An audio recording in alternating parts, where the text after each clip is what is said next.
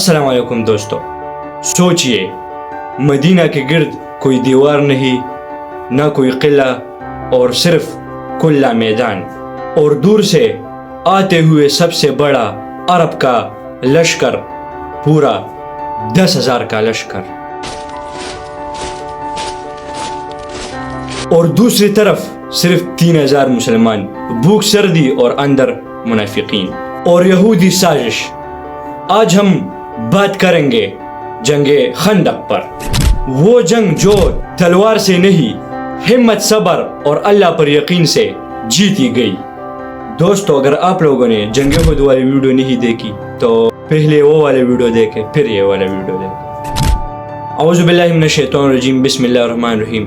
دوستو، جنگ خندق، جسے جنگ احزاب بھی کہا جاتا ہے، یہ اسلام کی تاریخ کی وہ جنگ ہے جہاں پر فیصلہ خون سے کم اور سوچ اور اسٹریٹجی سے زیادہ ہوا. یہ جنگ صرف مدینہ کی حفاظت کے لیے نہیں تھی، یہ اسلام کے وجود کا فیصلہ تھا.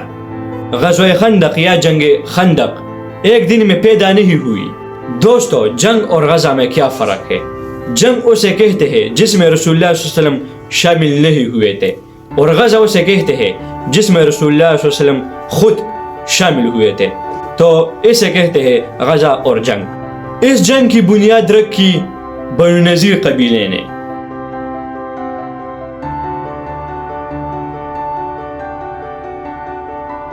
بنو نذیر مدینہ کا یہودی قبیلہ، مالی طور پر بہت طاقتور تھے. قلعہ، زمین اور تجارت ان کے ہاتھ میں. میثاق مدینہ کے تحت امن کا وعدہ، مدینہ کی دشمن کا مدد نہ کرنے کا وعدہ. لیکن جب اسلام پھیلا تو ان کا اثر کم ہونے لگا.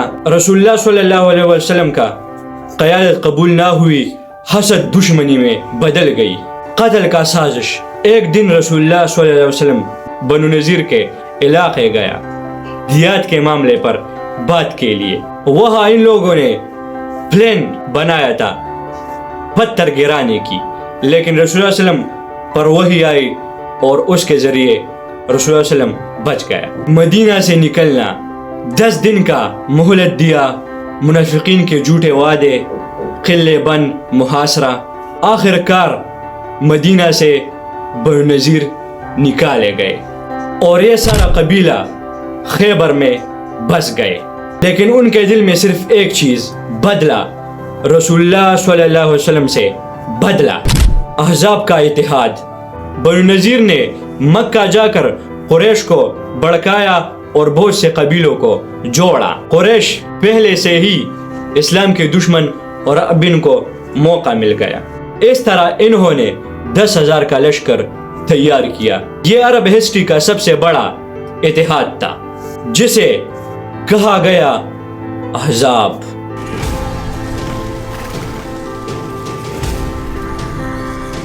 ان لوگوں کا مقصد ایک تھا، اس دفعہ محمد صلی اللہ علیہ وسلم کو ختم کر دے.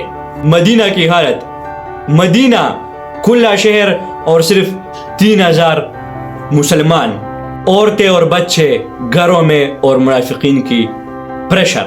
کھلی جنگ کا مطلب ہے قتل عام.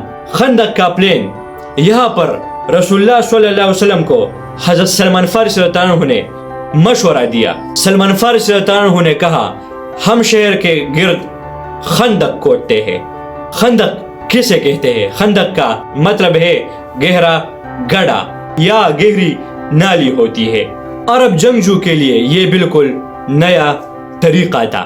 نبی کریم صلی اللہ علیہ وسلم کا فیصلہ، مشورہ فوراً قبول کیا، کوئی غرور نہیں، اور فرمایا یہی ہمارا دفاعی راستہ ہوگا. جگہ کا انتخاب، ساؤتھ گھر اور باغات، ایسٹ اور ویسٹ پر پتھریلے علاقے، اور نارتھ سائیڈ قلعہ. محنت 5-6 کلومیٹر گہری اور 15 یا 20 فٹ گہری. سارا کام گروپ سسٹم. نبی کریم صلی اللہ علیہ وسلم نے خود مٹی اٹھایا، بھوک سے پیٹ پر پتھر. رسول اللہ صلی اللہ علیہ وسلم نے صحابہ رضی اللہ عنہ کے ساتھ کام کیا. پتھر کا واقعہ 3 چمکے. شام، فارس، یمن کی بشارت. جنگ کا آغاز، لشکر مدینہ پہنچا. خندق دیکھ کر شوق سارے کفار شوک ہو گئے, گھوڑے رک گئے اور کہا یہ عرب کا طریقہ نہیں. تیر انداز شروع ہوئی لیکن کوئی فیصلہ نہیں, کوئی جواب نہیں آیا. عمرو بن عبدود مشہور پہلوان خندق پار کر گیا اور چیلنج دیا, کہا صرف حضرت علی رضی اللہ عنہ آگے بڑھے, تلوار ٹکرائے. تکبیر کی آواز. نبی کریم صلی اللہ علیہ وآلہ وسلم نے فرمایا علی کا ایک وار قیامت تک کی بات سے زیادہ بہتر ہے. احزاب کا مورل ٹوٹ گیا. اندرونی خطرہ بنو قریظہ. حبیب بن اخطاب بنو قریظہ کے قلعے گیا, معاہدہ توڑوایا. اب باہر احزاب اور اندر بنو قریظہ. رسول اللہ صلی اللہ علیہ وسلم نے زبیر رضی اللہ عنہ کو بھیجا. وہ کفار زیادہ تر نہیں جانتے تھے, تو رسول اللہ علیہ وسلم نے کہا کہ کیا حال چال ہے دیکھو. تو غداری کنفرم ہو گئی اور منافقین بھاگتے ہوئے نظر آ گئے, لیکن مومن جمع رہے. جنگ کا انجام. ہفتے گزر گئے, بھوک سردی تکن. پھر ایک رات سخت آندھی, ٹینٹ اکھڑ گئے. کفار کے لشکر میں گھبراہٹ پیدا ہوئی. ابو سفیان نے کہا چلو یہاں سے. جب مسلمان صبح اٹھے تو سارا میدان خالی اور کفار بھاگ چکے تھے, اور رسول اللہ صلی اللہ علیہ وسلم نے فرمایا اب وہ ہم پر حملہ نہیں کریں گے. جنگ کے بعد کی کارروائی. جبریل علیہ السلام اب ہتھیار مت اتارو.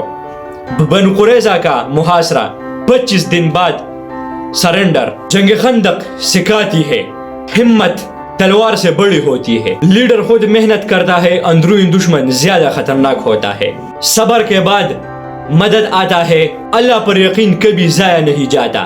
جنگ خندق نے ثابت کیا اسلام کو مٹایا نہیں جا سکتا, کیونکہ اس کی بنیاد تلوار سے نہیں اللہ پر یقین سے ہے. دوستو اگر ویڈیو پسند آئی ہے تو لائک ضرور کرے, سبسکرائب ضرور کرے, اور مجھے کمنٹ کرے کہ آئندہ کس چیز پر ویڈیو بناؤں, کون سی اسلامک ہسٹری پر ویڈیو بناؤں. جزاک اللہ.